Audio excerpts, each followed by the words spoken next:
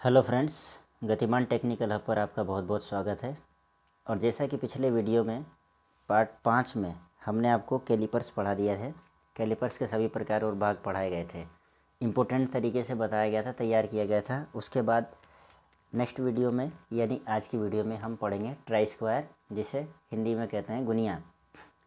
तो आइए देखते हैं गुनिया के बारे में, जो आपके बहुत ही उपयोगी, आपके एग्ज़ाम के दृष्टिकोण से उपयोगी टॉपिक है और आपके प्रैक्टिकल में भी इसका अत्यधिक उपयोग होता है। तो देखिए, यह एक मापक एवं चेकिंग टूल है। चेकिंग यानी जांच करने वाला, जॉब के सतहों की जांच करता है, जैसे आप जॉब बनाते हैं।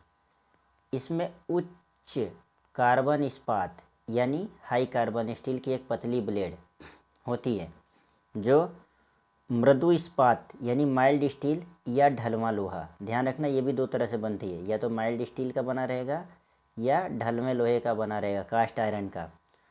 तो ढलवे लोहे के स्टोक के एक सिरे पर 90 डिग्री के कोण पर जुड़ा होता है हैं 90 डिग्री के कोण पे कैसे जुड़ेगा ट्राई स्क्वायर, अभी चित्र आगे दिखाऊंगा मैं आपको इसका। तो 90 डिग्री का कोण ये ऐसे जाके और ये इस तरीके का ट्राई स्क्वायर आपका रहता है, इस तरीके का, ठीक है, ऐसा कोण रहता है आप ट्राई स्क्वायर का। तो ये मैं अभी आप आगे टॉपिक में आपको इस सबके चित्र भी दिखाऊंगा। तो ये उच्च हाई कार्बन यानी हाई कार्बन स्टील यानी उच्च कार्बन इस्पात का इसका जो ब्लेड होता है वो बना होता है, और या फिर मृदु इस्पात या ढलवे लोहे के स्टोक होते हैं। जो इसका स्टोक होता है, एक तो ब्लेड होता है और एक स्टोक होता है, जैसे ये वाला भाग स्टोक कहलाता है और ये वाला भाग ब्लेड कहलाता है। तो ये तो हाई कार्बन स्टील का बना होता है और ये माइल्ड स्टील का बना होता है या कास्ट आयरन का बना होता है, ये जिसे स्टोक कहते हैं, जिसमें ब्लेड फिट रहती है। आगे देखिए, इसमें ब्लेड की लंबाई 10 से 30 सेंटीमीटर तक लंबा होता है, ठीक है, 10 से 30 सेंटीमीटर तक। और इसकी सतह पर सेंटीमीटर या एमएम या इंचों में चिन्ह अंकित होते हैं।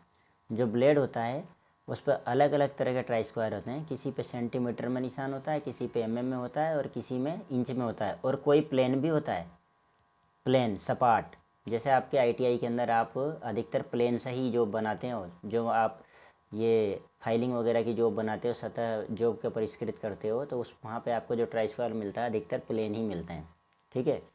अगला पॉइंट देखिए, किसी ट्राई स्क्वायर में ब्लेड प्लेन या सपाट भी हो सकते हैं, जैसा मैंने अभी कहा है।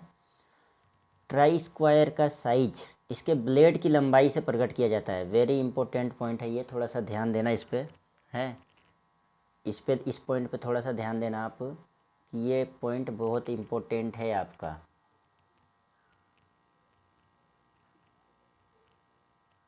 ये पॉइंट जो पांचवा है ये बहुत इम्पोर्टेंट है। ट्राई स्क्वायर का साइज इसके ब्लेड से प्रकट किया जाता है। किससे प्रकट किया जाता है? ब्लेड से, हैं, ब्लेड की साइज लंबाई जो है उससे प्रकट किया जाता है। यह लंबाई स्टोक के भीतरी सिरे से, स्टोक के अंदर जहाँ तक ये फिट रहती है, स्टोक जो होता है ना, ये देखिए आप, ये स्टोक, तो ये ब्लेड जो है ये देखिए कितनी फिट है, ये यहाँ तक फिट है, यहाँ तक देखिए ध्यान से। इस पूरे स्टोक के अंदर ये ब्लेड यहाँ से प्रवेश करना प्रारंभ करती है, और ये प्रवेश करके अगर मैं डॉटेड लाइन से दिखाऊँ तो ये देखिए ये यहाँ तक फिट है, ये यहाँ तक। तो यहाँ से लेकर के और यहाँ तक की लंबाई ही इसकी साइज होती है। क्या होती है? ये यहाँ से लेकर के और यहाँ तक ये इसका लेंथ होता है, जिससे साइज लेते हैं हम, ठीक है। तो इसमें ब्लेड को, हाँ, यह लंबाई के देखिए, यह लंबाई स्टोक के भीतरी सिरे से ब्लेड के अंतिम किनारे तक की दूरी, यानी जैसा मैंने आपको बताया यहाँ से यहाँ तक के साइज से होती है। और साइज़ के अनुसार ये 100 mm से 300 mm तक होता है, यानी 100 mm से ये 300 mm तक अलग अलग साइजेस में आपको मिलेंगे। 100 mm बोले तो 10 सेंटीमीटर, क्योंकि मैं ये आपको इसीलिए मैंने ये सब आपको पढ़ाया था कि आपको माप समझ में आए, मेजरमेंट समझ में आए। यहाँ मेरा उद्देश्य केवल इतना सा नहीं है कि मैंने नोट्स बनाए आपके लिए, इम्पोर्टेंट टॉपिक निकाले, उसमें सही सही चीज़ें निकाली और मैंने आपको यहाँ पढ़ा दिया। नहीं, मैं सीक्वेंस से वो चीज़ें पढ़ा रहा हूँ जो आपके काम आए। अब मैं कम से कम बोलूँगा तो आपके समझ में आना चाहिए कि 100 mm यानी 10 सेंटीमीटर, और 15 सेंटीमीटर का आपका छोटा वाला पैमाना होता है, जिसे आप बचपन से यूज करते आ रहे हो। तो जो ट्राई स्क्वायर आप प्रयोगशाला में यूज़ करते हो, ITI के वर्कशॉप में यूज़ करते हो, वो 10 mm वाली 10 सेंटीमीटर वाली ट्राई स्क्वायर है लगभग। तो 10 से 300 mm यानी 30 सेंटीमीटर हैं तक के ट्राई स्क्वायर हैं बड़े बड़े। तो ये वाले जो ट्राई स्क्वायर होते हैं इस साइज़ के होते हैं, ये बताया गया। तो आपको mm से सोचना नहीं है 100 mm बहुत बड़ी चीज़ हो गई, नहीं। 1 सेंटीमीटर बराबर 10 mm होता है, मैंने आपको पढ़ाया है। तो 10 सेंटीमीटर बराबर 100 mm हो जाएगा, है ना। तो ये चीज़ें इसीलिए मैंने आपको पढ़ाई थी। अब कार्य के अनुसार ये निम्न प्रकार के होते हैं। तो पहला क्या होता है, स्थिर ट्राई स्क्वायर, जिसे फिक्स ट्राई स्क्वायर बोलते हैं। तो फिक्स ट्राई स्क्वायर कैसा होता है, जैसा आप वर्कशॉप में यूज़ करते हो, वो गिर भी जाता है तो इधर जल्दी से वो इधर उधर हिलता नहीं है, क्योंकि रिवेटेड किया रहता है, फिक्स रहता है 90 डिग्री पे वो, है ना। एडजस्टेबल रहेगा तो घूम जाएगा, लेकिन इसको क्या स्थिर कर दिया गया है, तो फिक्स ट्राई स्क्वायर बोल दिया। इसमें ब्लेड को स्टोक के साथ 90 डिग्री के कोण पर रिवेट के साथ जोड़ दिया जाता है, ताकि ब्लेड स्टोक के साथ एक ही स्थान पर स्थिर रह सके, जैसा मैंने अभी आपको बताया है। इसका उपयोग साधारण कार्यों के लिए किया जाता है। अब वही ये साधारण कार्य आपको सिखाया जा रहा है, तो वो साधारण कार्य ही है वो, जिससे आप सीख रहे हो। आप जॉब पे फाइलिंग कर रहे हो, आप उसको समकोणीय 90 डिग्री के एंगल में तैयार कर रहे हो, बार बार उसके परिष्कृत सतह को नाप रहे हो, राइट एंगल तैयार कर रहे हो उसका, तो आप उस ट्राई स्क्वायर का यूज़ कर रहे हो, जिसकी चर्चा मैं यहाँ पे कर रहा हूँ। तो इसमें देखिए ये भाग ब्लेड होता है, यह डिनोट किया हुआ है यहाँ पे, और ये भाग स्टोक होता है, ठीक है। ये ट्राई स्क्वायर वैसा होता है, देखा ही है आपने। आगे चलते हैं। अब देखिए आप ये, और इसी ट्राई स्क्वायर को, जो ये फिक्स ट्राई स्क्वायर है जिसकी हम चर्चा कर रहे हैं, इसे इंजीनियर का ठोस स्क्वायर भी कहते हैं। इंजीनियर का ठोस स्क्वायर, ये क्वेश्चन बन सकता है आपका कि इंजीनियर का ठोस स्क्वायर किसे कहा जाता है। तो ये इतना से याद रखना, याद रखने का तरीका बता रहा हूँ कि जो फिक्स है वो ठोस है, हिल नहीं सकता वो, है ना, इस तरीके से। तो ये फिक्स वाले को, स्थिर वाले को ठोस स्क्वायर भी कहते हैं। और साधारणतः 100 से 150 mm के ट्राई स्क्वायर अधिकतर इस्तेमाल किए जाते हैं। तो सही बात है, अभी मैंने आपको बोल ही दिया कि आप खुद भी 100 mm वाला ही यूज़ कर रहे हो, ठीक है। तो आगे चलते हैं। दूसरा आता है देखो आपका समायोज्य ट्राई स्क्वायर या एडजस्टेबल, जिसको आप एडजस्ट कर सकते हो, आगे पीछे सरका सकते हो उसके ब्लेड को, कहाँ पर, उसके स्टोक के अंदर आगे पीछे खसका सकते हो आप। तो मान के चलो कि ब्लेड को आप खसका के बीच में लिया है, स्टोक के बीच में लिया है, तब उधर भी 90 डिग्री का कोण बनेगा और इधर भी 90 डिग्री का कोण बनेगा, दो 90 डिग्री के कोण बनेंगे आपके, ठीक है, ठीक है। तो आगे अपन इसकी चर्चा करते हैं। इसमें ब्लेड को स्टोक के साथ रिवेट नहीं करते, क्योंकि ब्लेड को एडजस्ट करना होता है, बात आई समझ में। इसलिए इसके स्टोक के ऊपरी सिरे पर एक खांचा कटा होता है, स्टोक के ऊपरी सिरे पर एक खांचा यानी ग्रूव या स्लॉट कटा होता है, जिसमें एक पिन फिट रहती है, और इस पिन पर एक नर्लिंग नट लगा रहता है। ध्यान से समझे ना, क्योंकि एडजस्टेबल है, नट की सहायता से ही तो उसको घुमाएंगे ना हम पिन को, जिसकी सहायता से ब्लेड को अलग अलग स्थानों पर समायोजित यानी एडजस्ट किया जा सकता है। स्टोक के दोनों ओर समकोण बनता है, वो जो अभी आपको मैंने बात बताई थी कि अगर ये है, ये ब्लेड है और ये स्टोक है, तो जब आप इस ब्लेड को उठा के यहाँ ले आओगे, यहाँ, तो ये बीच में आ जाएगा, यहाँ इस तरीके से ये बीच में जब आ जाएगा, तो ये आपके इधर भी समकोण बनेगा और इधर भी समकोण बनेगा। ये चीज़ कहना चाह रहा हूँ मैं आपसे। अब देखो, स्टोक के दोनों ओर समकोण बनता है। अब ये आपका रहा ट्राई स्क्वायर एडजस्टेबल वाला। इसमें ब्लेड की लंबाई 100 mm से 300 mm तक होती है। वही बात है जो आपको ठोस में सिखाया था मैंने, फिक्स में बताया था। इसमें 2 या 3 ब्लेडों का सेट होता है, लेकिन इसके अंदर एक विभिन्नता है कि इसके अंदर 2 या 3 ब्लेडों का सेट होता है। पहला ब्लेड होता है मानक ब्लेड, दूसरा वेबल ब्लेड, और तीसरा संकीर्ण ब्लेड, ठीक है। मानक स्टैंडर्ड हो गया जो आप सीधा होता है ब्लेड, और ये वेबल यानी जो कोण बनाते हैं, है ना, कोण को नापा जाता है। जहाँ पर आपने देखा है एडजस्टेबल ट्राई स्क्वायर, उसमें होता है बराबर, जिसमें वेबल प्रोटेक्टर टाइप में रहता है वो। और इसके साथ ही संकीर्ण ब्लेड होता है एक, जो नैरो ब्लेड कहा जाता है, पतला ब्लेड, है ना। आवश्यकता के अनुसार ब्लेड का उपयोग किया जाता है, जिसकी आवश्यकता जैसी रहेगी वैसे ब्लेड यूज़ कर लेते हैं हम इसके अंदर। तो ये देखो आपके, ये जो चित्र देखो, ये मैं आपको समझाना चाह रहा था कि ये रहा वो स्क्रू नट जिसकी हम बात कर रहे थे। इसको जैसे हम आगे पीछे करेंगे तो ये ब्लेड क्या सरकेगी, ये स्लॉट के अंदर फंसी हुई है, ये स्लॉट दिख रहा है आपको, ये वाला स्लॉट, इस स्लॉट में आगे पीछे घसेगी। अब इस ब्लेड को ऊपर से उठा के, इस ब्लेड को ऊपर से उठा के अगर हम नीचे ले आएँ तो ये यहाँ सेट हो जाएगी, और यहाँ सेट होने के बाद उधर भी 90 डिग्री का कोण बनेगा और इधर भी 90 डिग्री का कोण बनेगा। तो ये चीज़ मैं आपको समझाने की कोशिश कर रहा था जब से। तो ये है आपका कौन सा, एडजस्टेबल ट्राई स्क्वायर। ये टॉपिक के अंदर ही चित्र बना रखा है, ये रहा टॉपिक आपका, है ना। तो यहाँ ये चित्र है। तो अब आगे चलते हैं। तीसरा है आपका डाई मेकर स्क्वायर।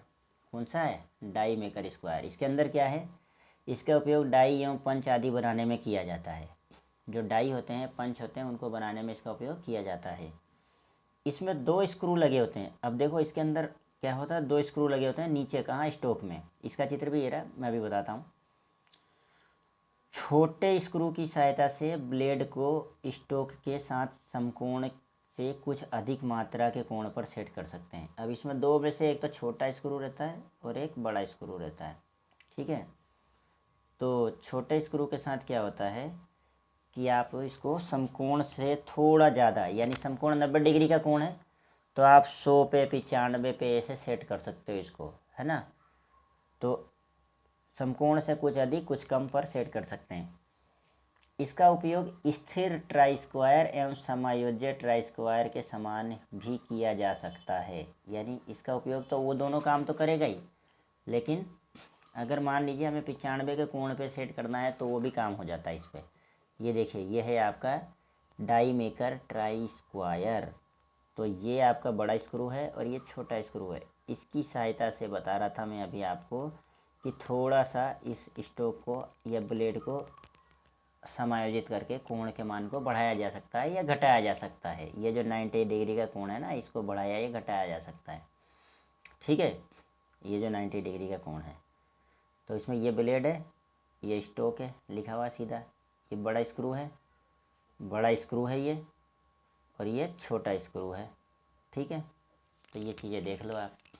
अब इसके बाद क्या होता है कि उपयोग में मैंने आपको बताया कि दोनों ट्राई स्क्वायर, यानी आपका स्थिर ट्राई स्क्वायर और एडजस्टेबल समायोज्य ट्राई स्क्वायर के समान भी इसका उपयोग हो सकता है, और बाकी इसका उपयोग डाई एवं पंच बनाने में डाई मेकर करेगा ही सही।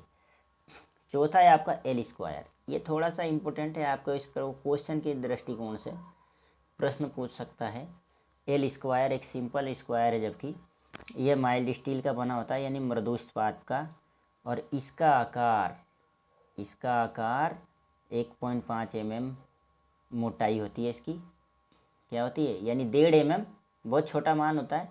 1.5 mm यानी लगभग, ये लाइन दिख रही है आपको, ये लाइन और ये मैं डिफरेंस बताता हूँ। ये यानी ये मोटाई है इसकी। 30 से 50 mm चौड़ाई, यानी 3 से 5 सेंटीमीटर चौड़ाई है। अब आप समझ सकते हो क्योंकि माप बताया था मैंने आपको। एवं 150 से 200 mm लंबाई होता है, लंबाई में होता है ये। इसके दोनों भुजाओं ब्लेड और स्टोक पर निशान अंकित होते हैं, यानी दोनों में मेजरमेंट होते हैं। देखो मैंने बना रखा है, ये इधर भी आपके निशान अंकित होंगे कि नापने के लिए, और इधर भी होगा। तो इसको हम एल स्क्वायर कहते हैं, ध्यान रखना आप, हैं। और इसका एक खास चीज़ है कि ये पूछा जा सकता है कि राजमिस्त्री किस स्क्वायर का उपयोग करते हैं, या एल स्क्वायर को कौन उपयोग करता है, हैं। जैसे आपको डाई मेकर वाला स्क्वायर है, और ये आपके साधारण ट्राई स्क्वायर है, और ये एल स्क्वायर है। तो 4 ऑप्शन में यही दे देगा, डाई मेकर, एल स्क्वायर है, और फिक्स समायोजित try square, fix try square, है ना। इनके हिंदी में नाम दे देगा, और आपसे पूछेगा कि राजमिस्त्री द्वारा कौन सा यूज़ किया जाता है, तो वो एल स्क्वायर है आपका, ये वाला।